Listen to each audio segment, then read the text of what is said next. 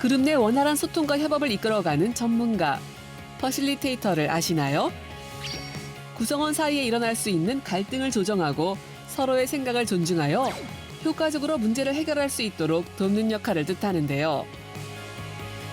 최근 조직 문화의 중요성이 강조되면서 기업뿐만 아니라 사회적 문제, 국가의 중요한 결정이 이루어지는 협의에도 퍼실리테이터의 활약이 두드러지고 있습니다.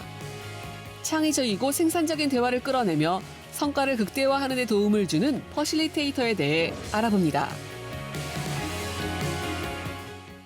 네, 최근 기업에서는 이 조직 문화의 결속을 중요한 개념으로 강조하고 있습니다. 자, 오늘은 이를 효과적으로 실행하는 방법에 관한 이야기 나눠볼 텐데요. 유희재 협회장님 모셨습니다. 안녕하세요. 네, 안녕하세요. 예, 어서 오십시오.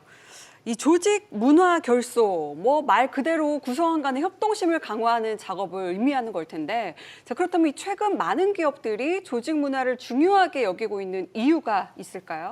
네, 최근 기업들은 단순히 업무 효율성을 늘리는 것에 넘어서서 그 건강한 조직 문화를 만드는 것에 집중하고 있습니다. 조직은 유기체와 같아서 이제 환경 변화에 적응하기 위해서 끊임없이 변화 활동을 해야 합니다. 이 과정에서 조직이 유연하게 대처하기 위해서 굉장히 중요한 것이 바로 건강한 조직 문화이기 때문인데요.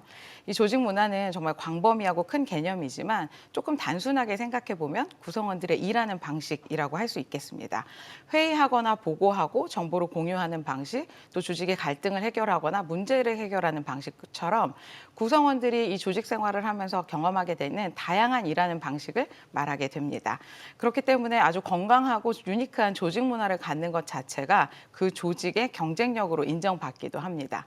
이 과정에서 굉장히 중요한 역할이 바로 퍼실리테이터입니다. 다양한 방법론을 통해서 구성원들이 생각을 모으고 그 지혜를 모은 다음에 실행하도록 해서 성공적인 변화 활동을 촉진하는 것, 또 이 복잡한 이 사회 환경 변화에 잘 적응해서 이 조직이 건강하게 목표를 달성하고 또 핵심 가치를 실현할 수 있도록 하는 방향성을 같이 만들어 나가는 역할이기 때문입니다. 예, 이 조직 간의 이 원활한 의사소통은 시대를 지나서 중요함은 계속 더해지는 것 같습니다. 자, 퍼실리테이터가 조직의 방향성을 또 정해준다고 하셨는데 구체적으로 수행하는 업무가 어떻게 될까요? 네, 사실 퍼실리테이터가 조직의 방향성을 정해준다기보다는 예. 구성원들이 조직의 다양한 이슈에 대해서 논의하고 합의하는 과정을 통해서 조금 더 옳은 방향성을 찾아 나갈 수 있도록 돕는 역할을 한다라고 보는 것이 조금 더 맞는 표현인 것 같습니다. 이 과정에서 퍼실리테이터들은 굉장히 다양한 업무를 하게 되는데요. 보통 그룹 토의의 중심에 있다 보니까 중재자나 조정자라고 생각하시기 조금 쉬운 것 같은데 그 단순한 중재자와는 조금 다릅니다. 물론 중재자도 단순하지는 않지만 퍼실리테이터는 퍼실리테이션, 그 촉진하는 역할을 합니다. 그럼 무엇을 촉진하느냐? 사람들이 뭔가 또 원활하게 소통하고 협업할 수 있도록, 협력할 수 있도록 참여를 촉진하는 업무를 담당을 합니다. 그러다 보니까 참여자들이 무엇이 더 우리 조직을 위해서 또 우리 사회를 위해서 더 나은 결정인지 더 좋은 방법인지를 고민하고 결정할 수 있도록 촉진하는 역할을 합니다. 예, 실은 이 우리나라에서 이 조직의 어떤 문화라는 개념 자체가 주목받은 지는 오래되지 않은 것 같거든요. 그런데 이 퍼실리테이터라는 역할도 국내에서는 비교적으로 역사가 좀 짧은 편인 것 같은데 실제로 어떻습니까? 네, 그렇죠. 사실 퍼실리테이션은 1950년대 미국 시카고 지역에 있는 ICA라는 글로벌 조직에서 태동되었습니다. 예. 미국 전역에서 이제 활동을 하던 그 조직이었는데 72년도가 되면서 미국뿐 아니라 전 세계적으로 변화를 촉진하는 역할을 수행해야겠다 이런 생각에 그 지구본을 24개의 타임존으로 나눠서 각각의 지역에 퍼실리테이터를 파견해서 프로젝트를 수행한 바가 있습니다. 밴드 오브 24라고 하는 굉장히 유명한 프로젝트이기도 한데요. 이 프로젝트에 우리나라 제주도 지역에 있는 어떤 지역이 선정이 돼서 첫 번째 프로젝트를 수행한 바가 있습니다. 아마도 그 프로젝트가 우리나라의 퍼실리테이션이 도입된 첫 번째 사례로 할 수 있을 것 같습니다. 그런데 이제 이 당시에는 조직 개발보다는 조금 지역사회 개발에 포커스가 맞춰져 있다 보니까 조금 지역사회 개발에 더 많이 초점이 맞춰져 있다가 지역 개발 활동을 하다 보니 자연스럽게 기업으로 이게 전파가 되게 되었고 한 기업에서 그 회의 방법이라고 하죠. 그 퍼실리테이션 기반의 회의 방식을 전사의 리더들에게 교육하면서 그 기업에 전파하게 되었습니다. 하지만 이 사회의 변화에 따라서 자연스럽게 조금 잊혀졌다가 2000년대에 다시 여러 가지 조직에서 이런 문제들이 도입되면서 조금 더 활성화가 되게 되었습니다. 이때쯤에 우리 조직에서 많이 이런 것들을 도입하다 보니까 자연스럽게 전문가들도 탄생하게 되고 그래서 이제 협회도 설립하게 되었습니다. 조직 개발의 중요성이 강조되다 보니까 굉장히 많이 활성화되고 있는데요. 최근에는 조직뿐만 아니라 공론화 등 시민 참여형 사회 활동에서도 많이 알려지면서 일반인들에게 조금 더 친숙한 개념이 된 것 같습니다. 예, 1950년에 그 미국 시카고가 본작이라고 하니 어느덧 75년의 역사를 지녔네요. 이 퍼실리테이터로 활동하기 위해서는 어떤 과정을 또 거쳐야 할지 궁금해하시는 분들 많을 것 같은데요. 네, 사실 이 퍼실리테이터로 활동하는 방법은 다양합니다. 뭐 꼭 자격을 인증받아야 되는 것도 아니고 요즘에는 뭐 다양한 기관에서 교육만 받더라도 자격을 받기도 하더라고요. 그런데 이제 잘 아시는 것처럼 모든 자격이 그렇듯 공신력 있는 기관에서 자격을 인증받으셔야지 이게 좀 좋고 그것이 아주 중요할 텐데요. 국내에서는 한국 퍼실리테이터 협회에서 자격을 인증받으실 수 있습니다.